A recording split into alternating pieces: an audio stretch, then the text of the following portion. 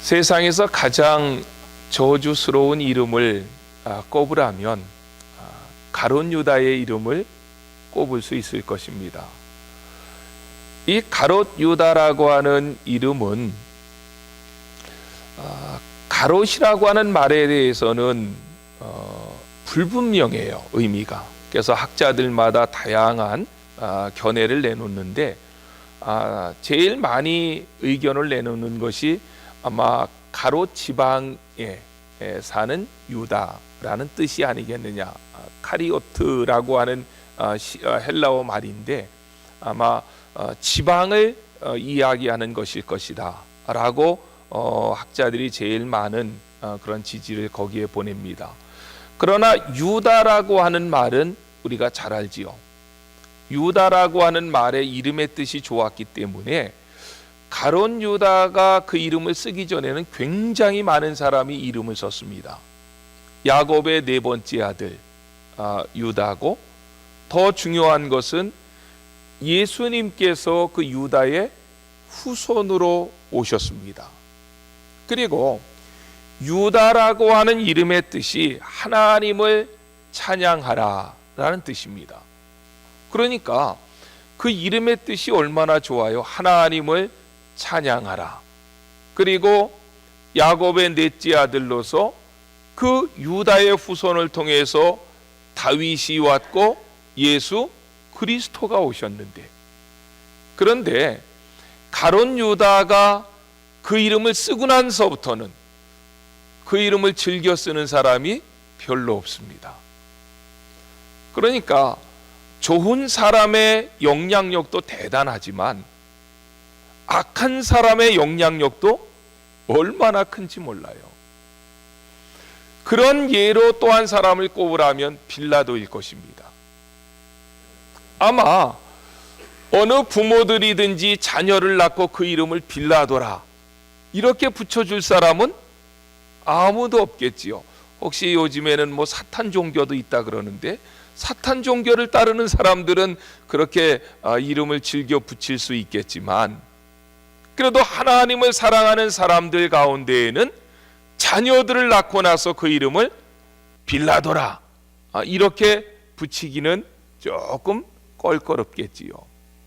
왜냐하면 빌라도라고 하는 이 사람은 예수님이 십자가에 못 박히도록 원수들의 손에 예수님을 넘겨준 자이기 때문에 그렇습니다. 우리가 잘 아는 대로 빌라도가 예수님을 2번 재판합니다.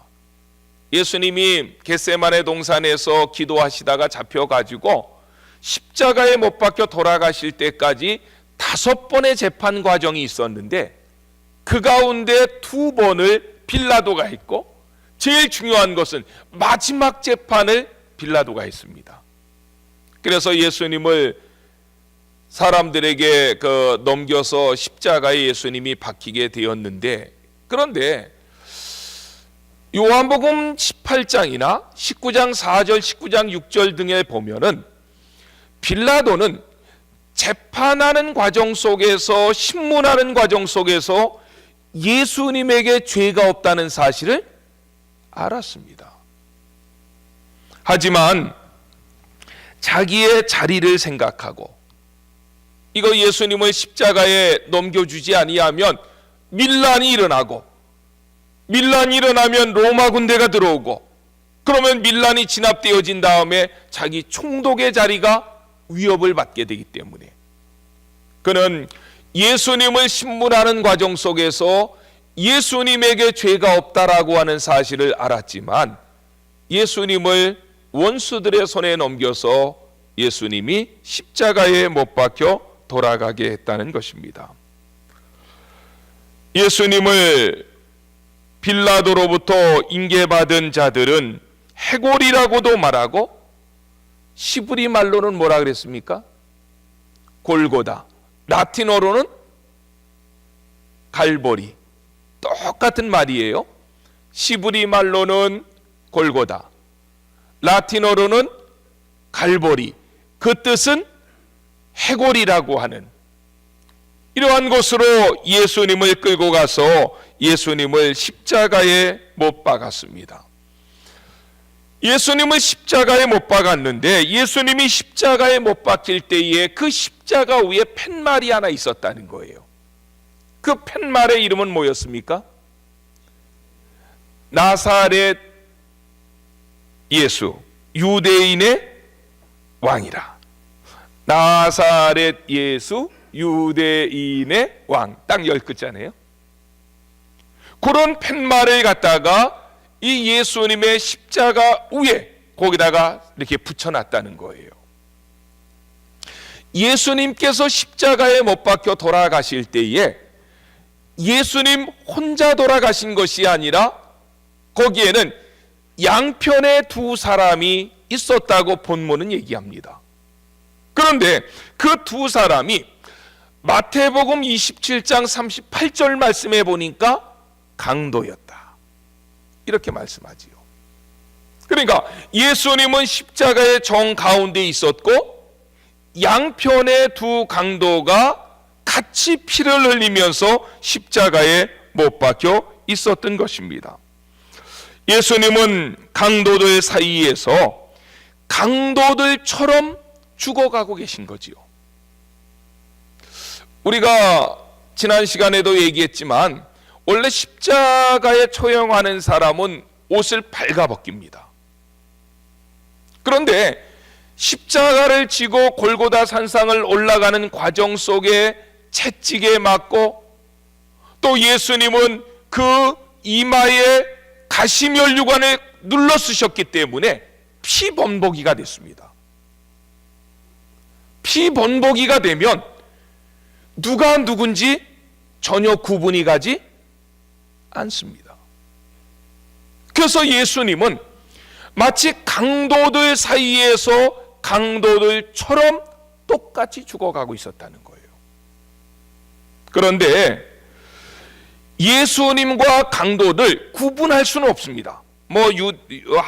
외국 사람이 한국 사람 보면 다 비슷한 것 같고 한국 사람이 외국 사람 보면 다 비슷한 것 같잖아요. 그래서 거기에 피를 굉장히 많이 흘리고 있었기 때문에 전혀 외모상으로는 누가 예수님인지 누가 강도인지 구분할 수 없었지만 예수님과 강도들을 구분할 수 있는 유일한 한 가지가 있었다는 거예요. 그게 뭐라고요? 팻말이었습니다. 예수님의 십자가 위에만 나사렛 예수 유대인의 왕이라고 하는 팻말이 붙여져 있었다는 것입니다. 그런데 우리가 이 팻말에 대해서 생각해 볼 때에 깜짝 놀랄 만한 몇 가지 사실이 있습니다. 그 첫 번째 사실은 뭐냐면 이 팻말을 빌라도가 직접 썼다는 거예요.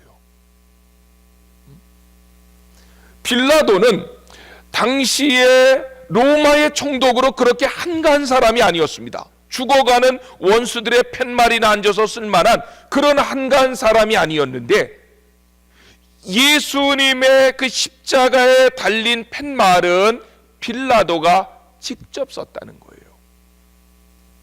그래서 본문 19절 말씀해 보니까 빌라도가 패를 써서 십자가 위에 붙이니 이렇게 되어 있고 유대인들이 깜짝 놀라지요. 뭐라고 쓰면 안 놀랬겠습니까? 반역자 예수 이렇게 쓰면 안 놀랬겠지요. 그런데 나사렛 예수 유대인의 왕이라고 썼으니까 유대인들이 깜짝 놀라지요. 그러니까 유대인들이 팻말을 지금 다시 바꿀 수는 없고 우리로 얘기하면 매직 가지고 가운데 이렇게 해가지고 글자 한 글자만 더 써놓으라는 거예요. 뭐라고 써놓으라고요? 자칭. 유대인들도 아주 머리가 좋은 사람들이에요.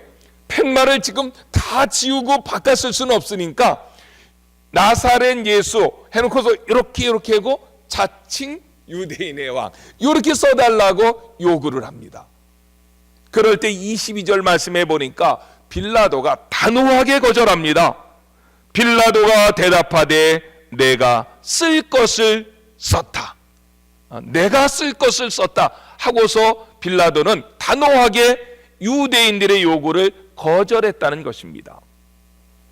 그런데 우리가 여기서 볼 수 있는 것은, 물론 빌라도가 이 팻말을 써서 예수님의 십자가 위에 붙였지만 하나님은 그 빌라도의 행동을 통해서 하나님의 뜻을 온 세상에 드러내고 선포하고 있다는 것입니다. 왜 빌라도가 그 나사렛 예수 유대인의 왕이라 이렇게 썼을까요? 그거는 아무도 몰라요. 빌라도에 가서 물어봐야 돼요. 근데 추측은 할 수 있겠지요. 그래서 학자들이 추측을 할 때에 세 가지 정도로 추측을 합니다. 빌라도가 이런 이유 때문에 나사렛 예수 유대인의 왕이다, 이런 팻말을 십자가 위에 썼을 것이다 라고 학자들이 세 가지 정도로 추측을 하는데, 첫 번째로는 빌라도는 예수님을 심판하는 과정 속에서 예수님의 죄가 없다는 사실을 알았습니다. 그런데도 예수님을 십자가형으로 내주었던 것은 왜 그래요? 유대인들의 어떤 요구 때문에 그랬다는 거예요. 그러니까 빌라도는 자기는 예수님을 신문해 봤을 때 예수님이 십자가에 죽을 만한 죄가 없는데도 불구하고 유대인들이 와가지고 때를 써가지고 예수를 죽이라 그러니까 자기의 자리 때문에 어쩔 수 없이 그렇게 유대인들의 손에 예수님을 내주었지만, 그러나 내심 자존심이 상한 거예요. 내가 이 신문에 봤을 때 이 사람은 죄가 없는데 유대인들이 와가지고 나에게 때를 쓰므로 해서 예수님을 십자가에 내주고 난 다음에 예수님 자신이 빌라도 자신이 자존심이 상하니까, 그래 그러면 니들이 원하는 자를 너희들은 반역자라고 생각하겠지만은 나는 너희들이 생각하는 반대 개념으로 이 사람을 표시해 놓겠다는 거예요. 그 반대 개념은 뭡니까? 유대인의 왕이죠. 그러니까 이게 상당히 보이지 않는, 이렇게 유대인들이 한 방만 날리고 빌라도가 더 큰 펀치 하나 날리는, 이렇게 보이지 않는 치열한 그 내면의 싸움이 이 팻말 하나 때문에 나타날 수 있다. 두 번째로는 세 가지 이유를 알았어요. 두 번째로는 계속적으로 그 당시만 해도 빌라도가 궁지에 몰립니다. 왜냐하면 그 당시의 역사를 연구해 보면 이 빌라도를 로마에서 후원해 주었던 그 사람이 황제에게 역적으로 몰려가지고 죽게 됩니다. 그 시점에.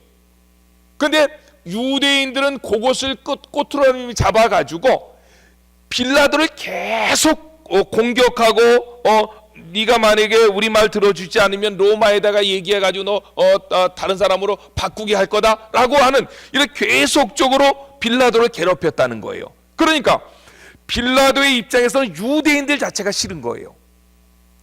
그런데 예수님에게 유대인의 왕이라고 하는 팻말을 써놓으므로 예수님의 대표 원리를 가지고 유대인 예수님 하나를 죽이지만 유대인, 내가 미워하는 유대인 전부를 죽인다라고 하는 이런 생각을 가지고 빌라도는 썼을지도 모르겠다. 이게 두 번째 학자들의 추측입니다. 그럴듯해요. 세 번째 추측은 좀 좋은 학자들이 쓴 것 같아요.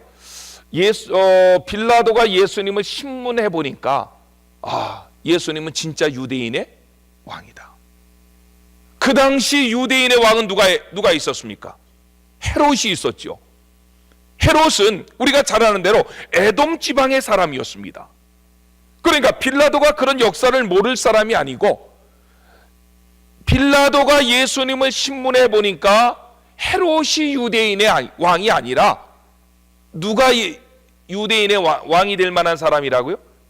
예수님이 유대인의 왕이 될 만한 사람이다라고 생각을 했기 때문에 빌라도가 나사렛 예수 유대인의 왕이다, 이렇게 아마 팻말을 써놓지 않았겠느냐, 그런 이제 추측들이 있다는 거예요.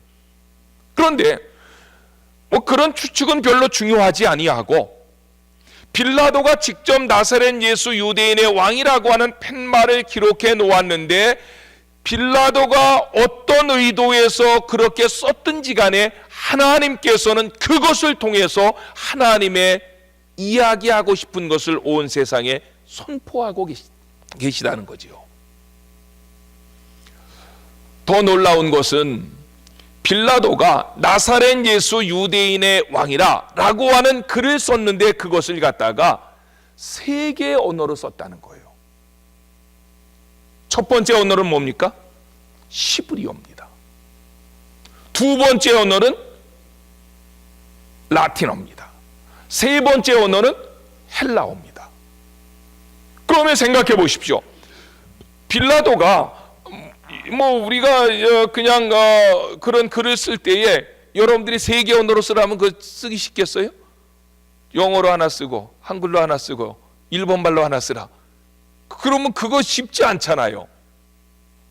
근데 빌라도는 어쩐 일인지 나사렛 예수 유대인의 왕이라 라고 하는 이 글을 시브리어와 라틴어와 헬라어로 썼다는 거예요. 시브리어는 어떤 언어입니까? 유대인들이 쓰는 언어지요. 그럼 라틴어는 어느 나라 언어입니까? 당시 전 세계를 지배했던 로마 사람들이 쓰는 글이 라틴어입니다. 그럼 헬라어는 어느 언어입니까? 오늘날로 얘기하면 영어와 같이 전 세계, 그 당시 전 세계 사람들이 썼던 통용어가 헬라어였습니다. 그러니까 나사렛 예수 유대인의 왕이라 라고 하는 이 글자를 시브리 사람들, 유대인들의 언어인 시브리어로 하나 써놓고 당시에 전 세계를 지배했던 로마 사람들의 언어인 라틴어로 써놓고 더 나아가서 당시에 모든 세계 사람들이 공용어로 썼던 헬라어로 이 패를 기록했다고 성경은 말씀하고 있다는 것입니다. 그렇다면 왜 빌라도는 그 세 개 언어로서 나사렛 예수 유대인의 왕이라고 썼는지는 아까 우리가 추측했지만 이런 것들도 추측할 수밖에 없고 빌라도에 가서 물어볼 수밖에 없어요. 너 왜 세 개 언어로 썼냐? 글씨 자랑하려고 했냐? 내가 똑똑한 거 자랑하려고 3개월로 썼느냐? 이렇게 물어볼 수밖에 없겠지만 중요한 것은 그 행동을 통해서도 하나님이 우리에게 선포하고자 하는 내용이 있었다는 거예요. 그러면 그 선포하고자 하는 내용이 뭡니까? 하나님은 하나님의 아들 예수 그리스도 그분은 진정으로 유대 사람들만의 왕이 아니라 만왕의 왕이 되신다. 온 세상 사람들의 왕이 되시는 분은 예수 그리스도시다 라고 하는 것을 이 빌라도가 쓴 글을 통해서 하나님은 우리에게 선포하고 싶었다는 것입니다. 맞습니다. 예수 그리스도 그분만이 만왕의 왕이십니다. 예수 그리스도 그분만이 만주의 주가 되십니다. 이 세상에 많은 나라에게 대통령이 있고 또 총리가 있고 왕이 있겠지만 그것은 잠시 있다가 사라지는 왕들이고 진정으로 만왕의 왕이 되시고 만주의 주가 되시는 분은 십자가에 못 박혀 돌아가신 예수 그리스도 그분밖에 없습니다. 오늘 본문 말씀 가운데에서 우리가 또 한 가지 깊이 묵상하고 싶은 내용이 있습니다. 그것이 뭐냐면 예수님께서 십자가에 못 박혀 돌아가신 그 장소는 골고다 언덕이었죠. 그렇죠? 그런데 이 골고다 언덕은 예루살렘에는 10개의 문이 있습니다. 성이 예루살렘을 놓고 성이 있을 거 아니에요? 그 10개의 문이 있는데 10개의 문 가운데에 그 골고다 쪽으로 향하는 그 문이 있습니다. 그 문을 수문이라고도 하고 분문이라고도 합니다. 골고다 이렇게 쪽으로 향하는 그 문이 있는데 그런데 그 골고다 쪽으로 향하는 그 문을 통해서는 분문이라고 하는 이 말을 통해서 우리에게도 이제 이해가 조금 가는데, 분자는 무슨 분자입니까? 똥분자입니다. 그러니까 그 분문을 통해서 쓰레기들이, 예루살렘 성 안에 있는 쓰레기들이 바깥으로 나가는 것입니다. 다른 문으로는 못 나가요. 항상 그 문의 역할이 있는데, 그런데 그 분문과 수문을 통해서 조금 올라가면 그 골고다, 갈보리라고 하는 그쪽 언덕길이 있다는 거예요. 그래서 이제 거기에 가면 골짜기가 있어서 쓰레기 같은 것들도 버리게 되어지고, 이제 십자가에 못 박혀 죽는 사람들도 그 산 꼭대기에 올라가서 십자가에 못 박아 죽인다는 거예요. 그렇다면 성경에 예수님을 만왕의 왕이시라, 만주의 주라고 그것을 드러내기 위해서 하나님은 빌라도의 손에 의해서 그 쓴 글을 통해서 우리에게 선포하고 계셨다라고 하는 것을 말씀드렸잖아요. 그렇다면 만왕의 왕이 되시는 그분은 수문을 통해서, 분문을 통해서 십자가를 지고 나가야 되는 것이 아니라 반대 개념으로 세상에서 예루살렘 안으로 들어오셔야만 왕의 개념이 성립되잖아요.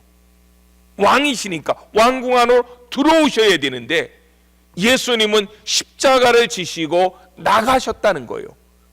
그것도 가장 음침하고 더럽고 냄새나고 어두운 곳으로, 그 골짜기로 예수님은 십자가를 지시고 나가셨다는 것입니다. 그렇다면 예수님께서 십자가를 지시고 그 골고다 산상을 향해서 나가신 이유가 뭐냐? 만왕의 왕이 되시는 예수님이, 그것을 가장 깊이 있게 묵상한 사람은 히브리서 저자입니다. 히브리서 저자는 이 광경을 묵상하면서 히브리서 13장 10절로 13절 보십시오. 히브리서 13장 10절로 13절.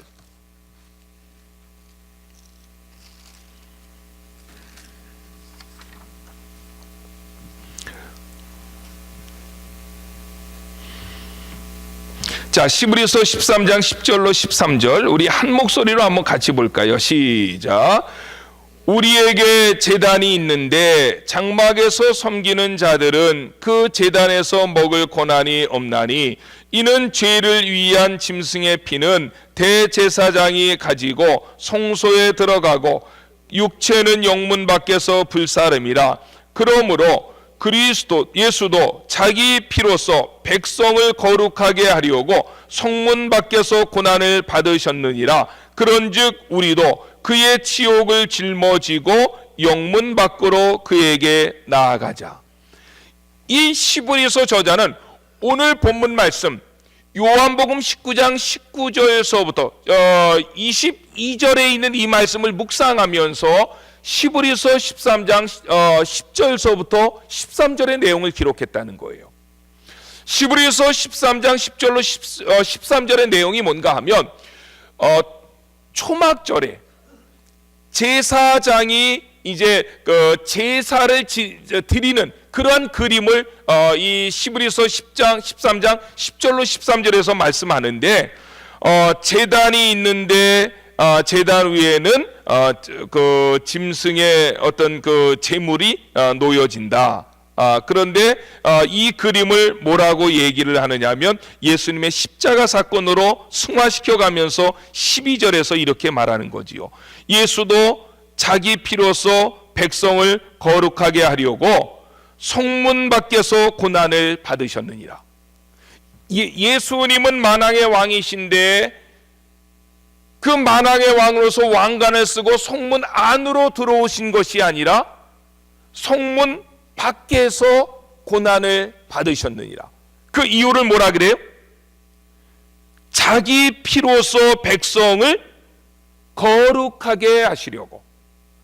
우리가 잘 아는 대로 이 7월 10일 날은 대속죄일이잖아요. 대속죄일인데 대속죄일에는 제사장이 그 제물 위에 있는 양의 피를 내 가지고 그 받습니다. 이 그릇에 받아 가지고 1년에 한 번 그 지성소 안으로 들어간다는 거예요. 지성소 안에는 아무나 못 들어가고 아무 때나 못 들어가. 1년에 한번 7월 10일만 들어가는데, 그래서 성소와 지성소를 가로막고 있는 휘장을 열고 지성소 안으로 들어가면 거기에 뭐가 있습니까? 법궤가 있죠. 법궤가 있는데, 법궤하고 우리가 이제 그 성막을 공부할 때 이야기했지만, 법궤하고 법궤 뚜껑은 다르게 말합니다. 법궤 안에는 우리가 잘 아는 대로 십계명 돌판이 들어 있는데, 그거를 이렇게 덮고 있는 법궤 뚜껑이 있어요. 그 법궤 뚜껑을 보면은 이제 이렇게 천사가 이렇게 날개를 이렇게 하면서 양쪽에서 있는, 그래서 거기에 딱 쓰면 사람 얼굴이 딱 들어갑니다. 이렇게 보이는, 증명사진을 찍는 것처럼 이렇게 딱 보이는데, 이 법궤 뚜껑은 이렇게 이제 쓰면은 사람 얼굴이 나와서 하나님과 대면하는 장소입니다. 1년에 한 번. 그런데 하나님과 대면할 때 반드시 법궤 뚜껑 양 구퉁이에는 뭐가 있느냐 하면 뿔이 있다고요. 그러면 번제단에서 받아온 피를 가지고 그 지성소 안으로 들어가서 법궤 뚜껑에 있는 이 뿔, 4개의 뿔에다가 뭐를 바르는 거예요? 피를 바르는 거예요. 피를 바르고 나야만 그 앞에 섰을 때의 대제사장이 죽지 아니하고 누구를 대면할 수 있다고요? 하나님을 대면할 수 있다는 거예요. 그런데 예수님이 영문 밖에서 십자가를 지신 그 사건을 시브리서 저자는 그때의 그림으로 승화시켜서 얘기한다는 거예요.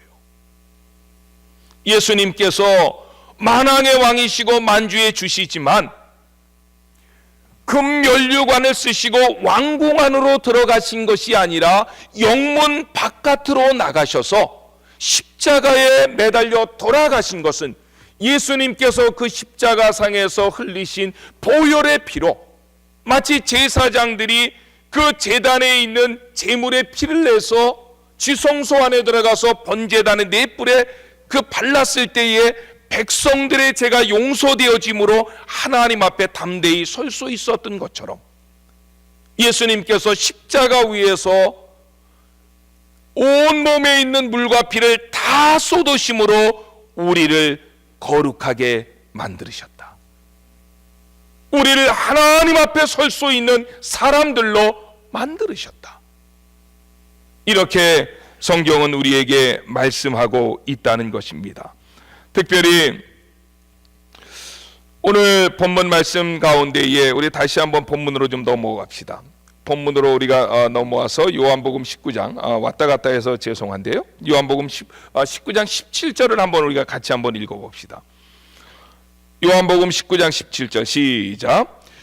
그들이 예수를 맡음에 예수께서 자기의 십자가를 지시고 해골 시브리 말로 골고다이라 하는 곳으로 나가시니, 여기에 예수께서 십자가를 지시고 라고 했을 때에 이 말은 헬라어의 문법으로 보면 능동태로 되어 있습니다.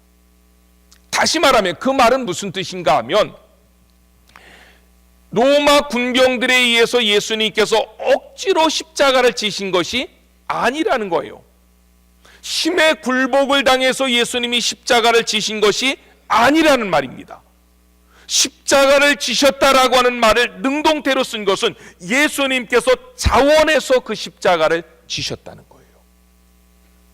그리고 17절 하반절 맨 마지막에 있는 무엇이라는 곳으로 나가시니, 여기서 나가다라고 하는 이 말도 역시 능동태로 되어 있다는 거예요. 그러니까 예수님의 십자가를 지신 것은 로마 군병들의 손에 의해서, 군중들에 의해서 예수님이 억지로 지신 십자가가 아니라, 예수님은 우리를 거룩하게 만드시려고, 저와 여러분들을 하나님 앞에 담대히 나가게 할 수 있도록 그런 사람들로 만들기 위해서 자원해서 기쁨으로 능동적으로 그 십자가를 주님이 지셨다. 그 십자가를 지시고 골고다 산상으로 올라가셨다 라고 성경은 말씀하고 있는 것입니다. 맞습니다. 오늘 본문 말씀 가운데서 우리가 여러 가지로 생각해 볼 수 있지만 2가지만은 여러분들이 꼭 기억하십시오. 십자가에 매달려 돌아가신 그분은 만왕의 왕이시고 만주의 주가 되시는 하나님의 아들이셨습니다. 그분이 십자가를 지시고 영문 밖으로 나가신 것은, 수문으로 나가신 것은, 어둡고 냄새나고 더럽고 추한 곳으로 가신 것은 우리를 살리시기 위해서, 우리를 거룩하게 만드셔서 하나님 앞에 세울 수 있게 하기 위해서 주님은 자원해서 그 십자가를 지시고 영문 밖으로 나가셨다. 히브리서 저자는 그렇게 말합니다. 그렇다면 이제 우리가 어떻게 살아야 될까요? 이게 한 군데서 성경을 봐야 되는데 왔다 갔다 해서 죄송한데 다시 히브리서 13장으로, 히브리서 13장 13절.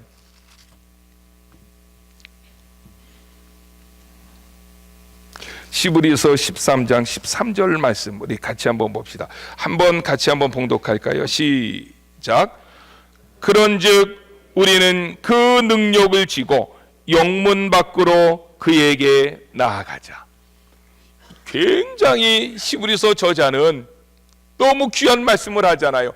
예수님께서 우리를 거룩하게 하기 위해서 그 지옥의 십자가를 지시고 영문 밖으로 나가셨던 것처럼 이제 그 피의 공로로 구속함을 받고 하나님 앞에 담대히 설 수 있게 되어진 우리들은 이제부터는 우리가 그 십자가를 지고 영문 밖으로 나아가자.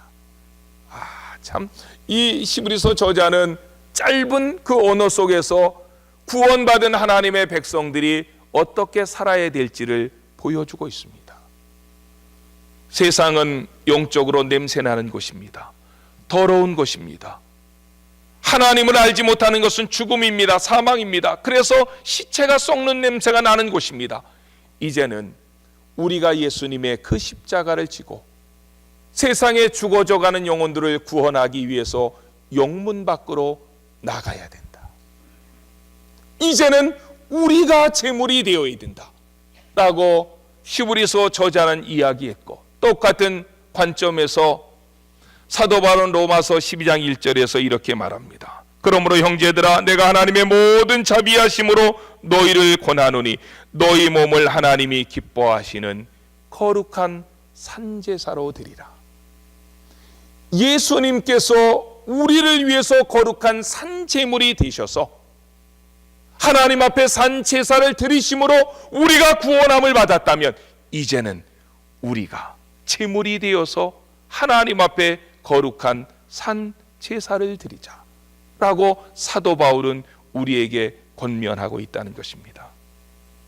사랑하는 성도 여러분, 예수님께서 나를 거룩하게 만들기 위해서, 하나님 나라의 백성으로 만들기 위해서, 하나님의 아들과 딸로 만들기 위해서 영문 밖에서 그 십자가를 지시고 강도들 사이에서 강도들처럼 죽어가고 계셨습니다. 그 구속의 은혜 때문에 우리는 하나님 앞에 와서 담대히 하나님을 아빠, 아버지라고 부를 수가 있는 것입니다. 이제는 우리가 그 십자가 지고 세상에 나가서 죽어져가는 영혼들을 구원해낼 수 있는, 그들에게 이 그리스도의 복음을 증거할 수 있는 저와 여러분들이 되시기를 주의 이름으로 축원합니다. 이 시간 같이 한번 기도합시다.